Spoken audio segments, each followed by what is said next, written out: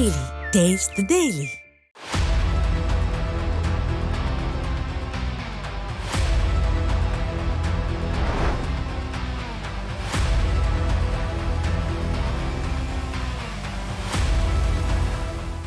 News J நேயர்களுக்கு வணக்கம். சொல்லியடி நிகழ்ச்சிக்கு உங்களை வரவேற்கின்றோம். இன்றைய சிறப்பு விருந்தினர் அரசியல் விமர்சகர் சிவசங்கர் அவர்கள். வணக்கம் சார். வணக்கம் சார். இப்போ பரபரப்பாக பேசக்கூடிய விஷயம் கரூர் சம்பவம். கிட்டத்தட்ட 40 பேர் மரணம் அடைந்திருக்கிறார்கள். ஒரு மிகப்பெரிய துக்க சம்பவம் அது. ஆனால் ஆளுங்கட்சியில் ஒரு அரசியல் கேம் விளையாடுறாங்கன்ற எல்லா தரப்பினரும் சொல்கிறாங்க. எல்லாருமே சொல்கிறாங்க. ஒருத்தரத்தில் பொதுமக்கள் எல்லாமே சொல்கிறாங்க. இது எப்படி சார் நீங்கள் பார்க்குறீங்க? முதல்ல ஒரு ஆழ்ந்த இரங்கல்களை தெரிவிச்சுக்கிறோம். ஏன்னா இது இது மாதிரி நடக்கவே கூடாது. எங்கேயுமே ஒரு நடக்கக்கூடாத ஒரு சம்பவம் நடந்திருக்குது. இது ஒரு மிஸ்மேனேஜ்மெண்ட்னு சொல்கிறத விட எப்படின்னா எப்படி உங்களை ஹேண்டில் பண்ண தெரியல. நீங்கள் தமிழக காவல்துறை உலக அளவுக்கு நீங்கள் பேசப்பட்ட தமிழக காவல்துறை பார்த்தீங்கன்னா இன்றைக்கி ஒரு ஈவெண்ட்டை நடத்துறதுக்கு சாதாரண ஈவெண்ட் நடத்துகிற கூட முடியாத நிலைமையில் கொண்டு வச்சிருக்கீங்க அப்படின்னா எனக்கு பொறுப்பு டிஜிபி போட்டிருக்கிறீங்க. ஒரு தகுதியானவங்க யாருமே இல்லையா? இருந்தும் நீங்கள் போடாமல் வச்சுருக்கீங்களா? பல கேள்விகளை நமக்கு முன்னாடி வைக்குது. இன்னொன்று என்னென்னா நம்ம ஏற்கனவே ஒரு தப்பு நடந்திருக்கு அப்படின்னா தப்புலேருந்து நீங்கள் தான் கற்றுக்கணும். ஏற்கனவே ஏர் ஷோன்னு நடத்துனீங்க. அதில் ஒரு 5 பேர் இறந்துருக்காங்க. அதுக்கு இன்னே வரைக்கும் பதில் கிடையாது. அதில் யார் மேலேயே நீங்கள் நடவடிக்கை எடுத்துக்கிறீங்கன்னா நடவடிக்கை எடுக்கல. இப்போ நீங்கள் இந்த ஈவெண்ட் நடந்த உடனே நீங்கள் 2-3 பேர் மேலே கேஸ் ஃபைல் பண்ணுறீங்க. உடனடியாக டிவிக்கு மேலே 2-3 பேர் ஃபைல் பண்ணிங்கன்னா அந்த ஏர் ஷோவில் நடக்கும்போது அன்னைக்கு இருந்து அது கவர்மெண்ட் நடத்தின ஈவெண்ட். அந்த ஈவெண்ட்டை நீங்கள் யார் மேலேயே கேஸ் ஃபைல் பண்ணியிருக்கீங்களோ எதுவுமே கிடையாது. சில அந்த ஈவெண்ட்டில் நீங்கள் எதாவது கற்றுக்கிட்டீங்கன்னா அதுவும் கிடையாது. இப்போ என்ன சொல்கிறது, இவங்க போலீஸ் யாருடைய கண்ட்ரோல்லையுமே இல்லை. அதைத்தான் நம்ம கோர்ட்லேயுமே நிறைய இடங்களில் சொல்கிறாங்க போலீஸ் தாந்தோண்டித்தனமாக தான் இஷ்டத்துக்கு தான் இருக்கிறாங்க. ஸோ அந்த மாடலில் தான் இருக்கிறாங்க. இது உண்மையாக சொல்ல அந்த ஜாலியன்வாலாபாக் படுகொலை மாதிரி மக்களை குறிப்பிட்ட ஒரு பகுதியில் கொண்டு நீங்கள் அடைச்சி வச்சு நீங்கள் திட்டமிடப்பட்ட படுகொலை மாதிரி தெரியுது. இது முழுமையாக விசாரித்தா மட்டும்தான் இதில் யாரெல்லாம் பங்கு இருக்குது அப்படிங்கிறலாம் தெரியும். இன்னொரு நம்ம சந்தேகம் என்ன காரணத்துக்கு சந்தேகம் வருதுன்னு பார்க்குறீங்கன்னா, கள்ளக்குறிச்சி இன்சிடென்ட் நடந்தப்போ மோர் தென் 60 மெம்பர்ஸ் இறந்துடுறாங்க. அதெல்லாம் அன்னைக்கெலாம் இத்தனை பேர்லாம் யாரும் போய் பார்க்கவே இல்லை. நீங்கள் 24 ஹவர்ஸோட ஆகவே இல்லை. ட்ரிப்பை கேன்சல் பண்ணிட்டு ஒருத்தர் வர இவங்க ஒரு 24 ஹவர்ஸில் போகிறாங்க. ஒட்டுமொத்த மினிஸ்ட்ரிங்க கொண்டு அங்கே வைக்கிறீங்க. இது பல சந்தேகங்களை ஏற்படுத்துது. இவங்களுக்கு என்னென்னா, அதாவது டிவிகே கட்சிங்கிறத விட ஒரு கட்சி வளருதா, அந்த கூட்டத்தை அதுக்கு நிறைய பேர் போகிறாங்க அப்படிங்கிறத தடுக்கணுங்கிறக்காக செந்தில் பாலாஜி நம்ம நேரடியாகவே குற்றச்சாட்டை எனக்கு அப்படி தான் தோணுது ஈவெண்ட்டை பார்க்கும்போது. ஏன்னா மற்ற இடங்களில் எந்த இடங்களிலுமே இவங்களால் க்ரௌடு கண்ட்ரோல் பண்ண முடியல. அப்போ இந்த இடத்துலையுமே க்ரௌடு கண்ட்ரோல் பண்ண முடியாமல் போயிடும். க்ரௌட்னா அவங்களுக்கு வர அந்த டிவிகேக்கு வரதை குறைக்கணும், அந்த இம்பார்ட்டன்ஸை குறைக்கணுங்கிறதுக்காக அந்த அசைன்மெண்ட்டை இவர்கிட்ட கொடுத்த மாதிரி தான் இருக்குது. ஏன்னா இவங்க செயல்படுத்தியிருக்கிற விதத்தை பார்த்தா இவங்க அந்த சூஸ் பண்ணி கொடுத்த இடமா. ஏன்னா நீங்கள் இது வரைக்கும் ஒருத்தர் கூட நீங்கள் சஸ்பெண்ட் பண்ணவே இல்லை. அந்த லோக்கலில் இருக்கிற சப் இன்ஸ்பெக்டர் டிஎஸ்பி எஸ்பி நேரடியாக காரணம் யாருன்னா இவங்க 4 பேர் தான் நம்மளால் சொல்ல முடியும். ஏன்னா உங்களுக்கு தாங்க அந்த இடம் தெரியும். அந்த ஊர், அந்த நிலவரம், எத்தனை மக்கள் போகலாம்.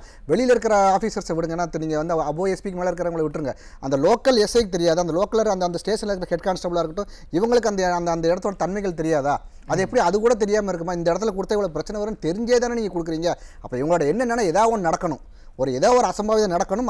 அதன் மூலம் அவங்களோட என்ன சொல்ல இதுக்கப்புறம் இது மாதிரி ஈவெண்ட்ஸ்லாம் நடக்கக்கூடாது அந்த ஒரு எண்ணத்தில் தான் அவங்க பண்ணின மாதிரி தான் தெரியுது. இது ஏன்னா அது பார்த்தீங்கன்னா அதை முடிச்ச அப்புறம் முதல்வர்கிட்டையும் ப்ரெஸ் மீட்லேயும் சரி பொறுப்பு டிஜிபியோட எந்திரிச்சு ஓடுறாங்களே அவங்க ஒரு சரியான பதில் தராம அவங்க ஓடுவதற்கு கேள்வி கேட்கும்போது கேட்காத மாதிரி நடிக்கிறாரு. அதாவது தூங்குறவன் அனுப்பலாம், தூங்குற மாதிரி நடிக்கிறவங்க. இவர் ப்ரெஸ் மீட் சும்மா கடமைக்கு தான் அந்த ப்ரெஸ் மீட்டையும் கொடுக்குறாங்க. ஏன்னா அது ப்ரெஸ் மீட் கொடுக்காம போயிடக்கூடாது அப்படிங்கிறக்காக அவங்க கேள்வி கேட்குறாங்க. அந்த கேள்வி கேட்காத மாதிரி அப்படியாங்கிற மாதிரி எந்த அவர் போறாரு. சரி, அவர் தான் போறாரு. பொறுப்பு டிஜிபின்னு ஒருத்தர் கொடுத்துருக்காங்க. ஒருத்தர் கூட டிஜிபி எலிஜிபிளான பர்சன்ஸ் யாருமே கிடையாதா? இன்னும் நீங்கள் நீங்கள் இவ்வளோ தரம் காலம் தாழ்த்த வேணுங்கிற அவசியமே கிடையாது. சரி, அவர் வராரு, அவரை ப்ரெஸ் மீட்டை கரெக்டாக அட்டன் பண்ணுறாரு, அதுவும் கிடையாது. இது எல்லாமே ஒரு பலத்த சந்தேகத்தை ஏற்படுத்தி இது பாதிக்கப்பட்ட 40 மக்கள். இதை நம்ம குழந்தைகள் எத்தனை பேர் பாதிக்கப்பட்டிருக்கிறாங்க, அதாவது இவங்களுக்கு மற்றவங்களுக்கு தெரிஞ்சிருக்கா இல்லையாங்கிற தெரியாது. சாதாரண மக்களுக்கோ அந்த கட்சி நடத்துகிறாங்கன்னா இது புதுசாக ஆரம்பிக்கப்பட்ட கட்சிங்கனால பெரிய அவங்களுக்கு ஒரு நாலேஜபிள் இருக்காது. ஒரு வெல் எக்ஸ்பீரியன்ஸ் பர்சன்ஸ் யாருமே அங்கே இருக்க மாட்டாங்க. ஆனால் அங்கே இருக்க லோக்கல் போலீஸுக்கு தெரியும்ல, அவங்களுக்கு தெரியாமல் எதுவுமே நடக்கிறதுக்கான வாய்ப்புகளே கிடையாது. ஆனால் இப்போ இத்தனை பேருக்கு இந்த பாதிப்படைஞ்சிருக்காங்கன்னா நேரடியாக நம்ம குற்றம் நான் கட்டாயம் சொல்ல நேரடியாக முதல் காரணம் போலீஸ் தான். நீங்கள் என்ன அவங்க யாராவது ஒருத்தர் போய் பர்மிஷன் கேட்டால் இவங்க சாதாரணமாக கொடுத்துட மாட்டாங்க. நீ அதை கொண்டு வா, இதை கொண்டு வா, இவ்வளோ ப்ரோட்டோகால்ஸ் நீங்கள் ஃபாலோ பண்ணுறீங்க. இப்போ இந்த ப்ரோட்டோக்கால் நீங்கள் எங்கே ஃபாலோ பண்ணல? நீங்கள் ஒழுங்காக நீங்கள் எல்லா ப்ரோட்டோக்காலையும் ஃபாலோ பண்ணி இந்த இன்சிடென்ட் நடந்திருக்கா இல்லை? நீங்கள் 40 பேர் இறந்துருக்காங்கன்னா அதுக்கு இன்னை வரைக்கும் நீங்கள் ஒருத்தரோட சஸ்பெண்ட் பண்ணவே இல்லையே. அந்த பல செய்திகள் சொல்கிறாங்க. கிட்டத்தட்ட நாங்கள் நிறைய போலீஸ் போட்டோம், இந்த பாதுகாப்புக்கு நாங்கள் 100 போலீஸ். அந்த வீடியோ ஈவெண்ட்டை பார்க்கணும். எங்கேயாவது உங்களுக்கு ஒரு போலீஸோட ஃபேஸோ எங்கேயும் தெரியுதானே? கிடையாது. நீங்கள் வாயில் சொல்கிறீங்க நீங்கள் 500 போலீஸ் போட்டோம், அதான் ஏட்டு சுரக்கே கறிக்கு உதவாதுங்கிற மாதிரி நீங்கள் வந்து ஒரு ரிப்போர்ட்டை நாளைக்கு காமிக்கலாம் 100 போலீஸ் நாங்கள் அங்கே அசைன் பண்ணினுங்கிற மாதிரி நீங்கள் அதை வேணால் அந்த ரிப்போர்ட்டை வேணால் கொண்டு வரலாம். ஆனால் அந்த கள நிலவரங்களும் பார்த்தீங்கன்னா யாருமே கிடையாது அங்கே இல்லையே. இருந்திருந்தால் இந்த இன்சிடென்ட் எப்படி நடந்திருக்கு, நீங்கள் பவர் கட் பண்ணுறதா இருக்கட்டும், அது இந்த ரூலிங் டிஎம்கே இதுக்குள்ளே அந்த ஈவெண்ட்டுக்குள்ளே போக வேண்டிய அவசியம் என்ன, இவங்க அந்த செருப்பு தூக்கி எறிஞ்சதாக இருக்கட்டும், கல்லெறிஞ்சதாக இருக்கட்டும், நிறைய விஷயங்கள் நடந்திருக்கு. ஆனால் இது இவங்க ஒரு நபர் கமிஷன் அமைச்சிருக்காங்க. இந்த கமிஷனில் வந்து ஒரு ஃபைண்டிங்ஸும் வராது. இந்த ஃபைண்டிங்ஸ் எப்படி வரும்னா யாருக்குமே என்ன சொல்கிற பாதகம் இல்லாத மாதிரி வந்து இது ஒரு பெரிய ஒரு க்ரௌடு நம்ம எதிர்பார்த்த விட அதிகமாக க்ரௌடு வந்ததுனால எது நடந்ததுங்கிற மாதிரி தான் இவங்க ஃபைண்டிங்ஸை கொண்டு வரவங்களே ஒழிய மற்றபடி உண்மையான பிரச்சனைகள் என்ன, உண்மையாக காரணம் யார் அப்படிங்கிற விஷயங்கள் வெளியே வரவே வராது. ஏன்னா இந்த ஃபைண்டிங்ஸை வச்சு நம்மளால் எதுவுமே செய்யவும் முடியாது. அப்போ நம்ம எதிர்பார்க்குற என்னென்னா நீங்கள் சிபிஐ என்கொயரி நடந்தால் மட்டும்தான் இது ஒழுங்கான வந்து உண்மையாக இதுக்கு இந்த காரணம் யார் அப்படிங்கிறத நமக்கு தெரியும். முதற் காரணம் வந்து நீங்கள் இது காவல்துறை தான், காவல்துறையோட மிஸ்மேனேஜ்மெண்ட் தான். இந்த ரவீந்தர் சின்கால் அப்படிங்கிறவர் வந்து ஒரு ஐபிஎஸ் ஆஃபீஸர், நாக்பூரோட ஐபிஎஸ் ஆஃபீஸர். அவர் வந்து இதில் வந்து எக்ஸ்பர்ட், அந்த க்ரௌட் மேனேஜ்மெண்ட் வந்து எக்ஸ்பர்ட். 2008 அந்த ஒரு கும்பமேளா நடத்திருக்கிறாரு. பஞ்சாபில் அந்த அமிர்தசரஸ் அந்த ரிலவெண்ட் ஒரு ஈவெண்ட்டும் நடத்திருக்கிறாரு. அவர் சொல்கிறது வந்து அவர் ஒரு ரிப்போர்ட் கொடுத்துருக்காரு. அதாவது நீங்கள் வந்து ஒரு ஸ்கொயர் மீட்டருக்கு 4 பேர் இருக்கலாங்க, 4 பேர் தாண்டும் போது 5 பேர் வந்தனால வந்து டேஞ்சர். இங்கே இந்த ஈவெண்ட்டுக்கு அந்த வீடியோ ஃபுட்டேஜஸ் பார்த்து அவர் சொல்லி 7 பேர் ஒரு ஸ்கொயர் மீட்டரில் 7 பேர்னா வெரி டேஞ்சர் சொன்னது. அது ஆட்டோமேட்டிக்காக இன்னைக்கு 2025 இருக்கிறீங்க, டெக்னாலஜி எவ்வளோ வளர்ந்துருச்சு. நீங்கள் ஒரு 30 வருஷம் 40 வருஷம் முன்னாடி எனக்கு இந்த மெட்டீரியல்ஸ் கிடையாது, என்னால் வந்து சிசிடிவி கேமராஸ் கிடையாது, ஏஐ டெக்னாலஜி கிடையாது. இன்றைக்கி அவர் என்ன சொல்கிறாங்க, நீங்கள் entry point exit point, entry பாயிண்ட்டுக்குள்ளே ஒவ்வொருத்தரும் உள்ளே போக போக அந்த க்ரௌட் மேனேஜ்மெண்ட் ஆட்டோமேட்டிக்காக நம்ம காமிச்சிக்கிட்டே இருக்கும். நீங்கள் வந்து அது வந்து when it is triggered, when we are going for more than 4 வரும்போது ஆட்டோமேட்டிக்காக ட்ரிகர் ஆகும். ட்ரிகர் ஆகும்போது அவங்களுக்கு வந்து அந்த கண்ட்ரோல் ரூமுக்கு ஆட்டோமேட்டிக் இன்ஃபர்மேஷன் வந்து உடனடியாக அவங்க கண்ட்ரோலில் வந்துருவாங்க. அப்போ நீங்கள் எதையுமே நீங்கள் பண்ணவே இல்லையே. இப்போ நீங்கள் எதுக்கு எடுத்தாலும் வளர்ச்சி இருந்த மாநிலம் எங்களோட காவல்துறை சிறப்பாக செயல்படுறது, இந்த எக்யூப்மெண்ட்ஸ் உங்ககிட்ட இல்லையா அப்படின்னா ஏங்க நீங்கள் 2025 வந்து நீங்கள் இந்த எக்யூப்மெண்ட்ஸ் இல்லைங்கிறதெல்லாம் நம்ப முடியாது. அவர் வந்து அவர் தெளிவாக சொல்லியிருக்கிறார், இதெல்லாம் ஈஸியாக செய்யக்கூடிய வேலைகள்.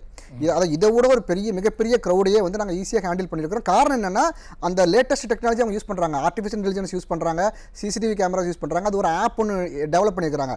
அந்த ஆப் படி இவங்க வந்து அந்த 5 தாண்டும் போது ஆட்டோமேட்டிக்காக அது வந்து இன்ஃபர்மேஷன் கொடுத்துரும், ட்ரிகர் ஆயிரும் ஆட்டோமேட்டிக்கான. என்ட்ரி பாயிண்ட் எல்லா இடத்துலையுமே அவங்க செட் பண்ணி ப்ராப்பராக பண்ணிக்கிறீங்க. எதையுமே இவங்க செய்யலை. எவன் செத்தா எவனுக்கு என்ன, உங்களுக்கு என்ன, இவங்க இப்போ இந்த இறந்ததுக்கப்புறம் வந்து ஒருத்தருக்கு நான் 10 லட்சம் தரேன், கவர்மெண்ட் 5 லட்சம் தரேன், நீங்கள் எல்லாத்தையும் இந்த அமௌண்ட்டை நீங்கள் வந்து அந்த எக்யூப்மெண்ட்ஸை நீங்கள் கவர்மெண்ட்டோட அந்த போலீஸ் டிபார்ட்மெண்ட்டை ஸ்ட்ரென்தன் பண்ணியிருந்தீங்கன்னா இந்த மாதிரி இன்சிடென்ட் எங்கேயுமே நடக்காது. கண்டிப்பாக. ஸோ கட்டாயம் அது வந்து என்ன சொல்கிறது, இவங்களுக்கு பண்ண தெரியல. இன்னொன்று இவங்க வந்து படிச்சுட்டு எக்ஸாம் எழுதி கிளியர் பண்ணி வந்த ஆஃபீஸர்ஸ் மாதிரியே இல்லை. நீங்கள் திமுக காரங்க என்ன சொல்கிறாங்களோ அதைத்தான் நீங்கள் கேட்குற மாதிரி இருக்குது. இன்னொன்று நேரடியாக நம்ம யாரை குற்றச்சாட்டோம், செந்தில் பாலாஜி நேரடியாகவே நம்ம குற்றச்சாட்டில். என்ன காரணம் அப்படின்னா, அதாவது தன்னுடைய இடத்துல வேறு யாரும் வளர்ந்துடக்கூடாது. ஏன்னா இவர் வந்து இந்த மீட்டிங் நடக்கிறதுக்கு முன்னாடி வந்து அந்த டிவிகே மெம்பர்ஸ் எல்லாம் வந்து இவர் போய் மீட் பண்ண, அதாவது இவங்களோட ஆட்கள் மீட் பண்ணி அவங்கள கைக்குள்ளே எடுக்கிறக்கான எல்லா வேலைகளையும் இவங்க பார்த்துருக்காங்க. இவங்க ஒழுங்காக விசாரிச்சா அதில் வந்து முதல் குற்றவாளி யாராக வருவாங்க, செந்தில் பாலாஜி தான் வருவாங்கிறது நம்மளுடைய கருத்து. கண்டிப்பாக சார். இன்னொரு விஷயம் பார்த்தீங்கன்னா, இந்த கவர்மெண்ட் வந்து ஒரு விளம்பர அரசு அப்படின்னு தொடர்ந்து வந்து குற்றச்சாட்டு வைக்கப்பட்டு இருக்கிறது. இப்போ பார்த்தீங்கன்னா கல்வியில் சிறந்த தமிழ்நாடுன்னு கடந்த வாரம் ஒரு நிகழ்ச்சி நடத்திருக்காங்க.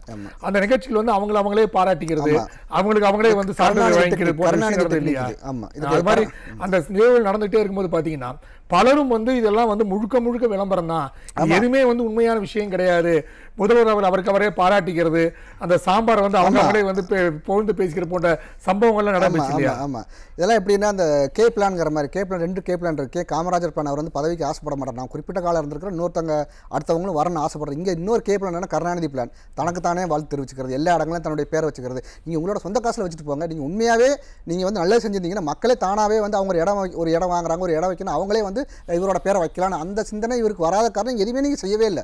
எவ்வளோ தூரம் சுரண்ட முடியுமா தான் குடும்பம் மட்டும் நல்லா இருக்கிறக்கான வேலைகள் மட்டும் தான் இத்தனை வருஷம் பார்த்துருக்கீங்க. சரி, கல்வியில் சிறந்த தமிழ்நாட்டுக்கு வரும், கல்வியில் சிறந்த தமிழ்நாடுங்கிற நீங்கள் வாயில சொல்கிறீங்களே, அந்த ஈவெண்ட்டுக்கு சினிமாக்காரங்களுக்கு என்ன சம்மந்தம்? நீங்கள் செப்டம்பர் 5ஆம் தேதி இந்திய லெவலில் வந்து எத்தனையோ ஆசிரியர்கள் வந்து ப்ரைஸ் வாங்கியிருக்காங்க, தமிழ்நாட்டிலேருந்து போயிருக்கிறாங்க.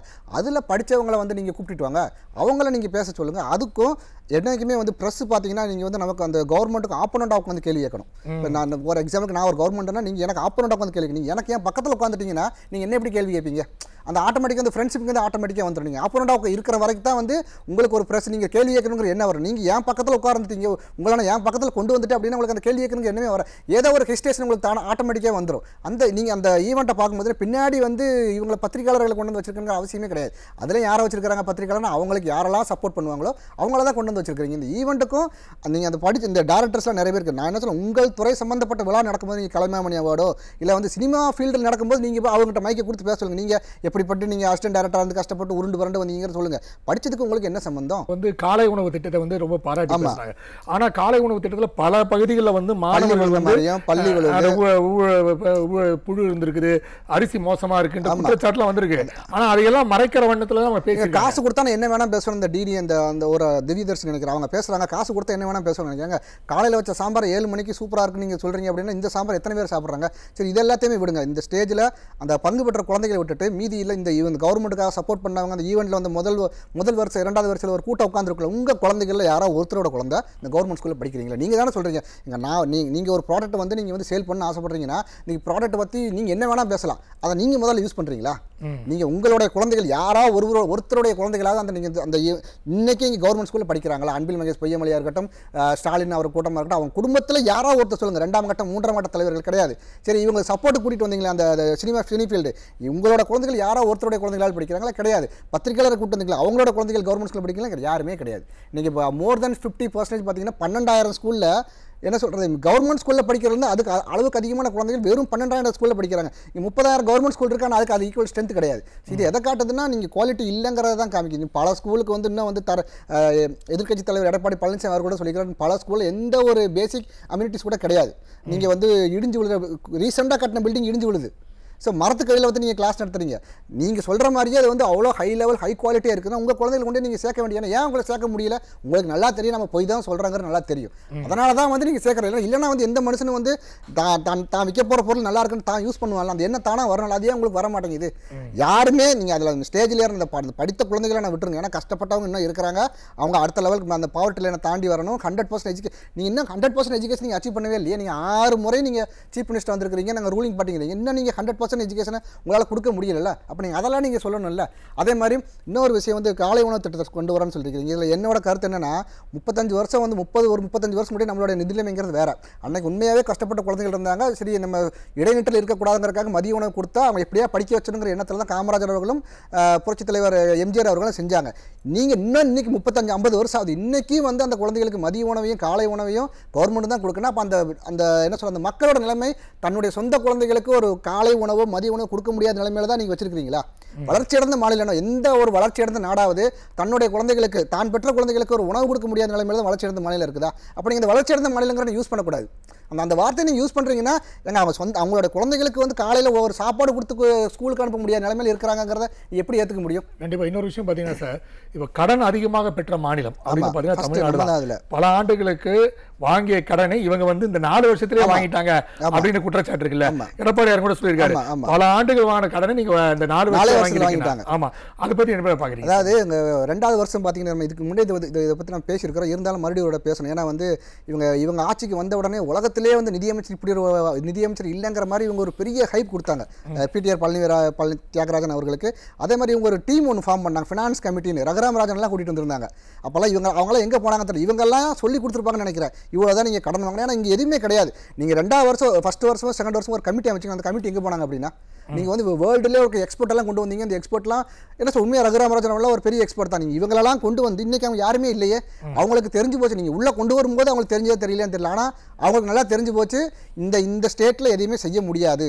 கடன் வாங்கி செய்கிற நிலைமையில இந்த ஸ்டேஜ் இருக்குன்னா அவங்க இதுக்கப்புறம் அவங்களோட அட்வைஸ் படி நீங்கள் நடந்துக்கிறீங்கன்னா நீங்கள் கடன் மட்டும் தான் வாங்க சொன்னாங்களா? எங்கள் கடன் வாங்கி குடும்பம் நடத்த யார் வேணால் முடியும்.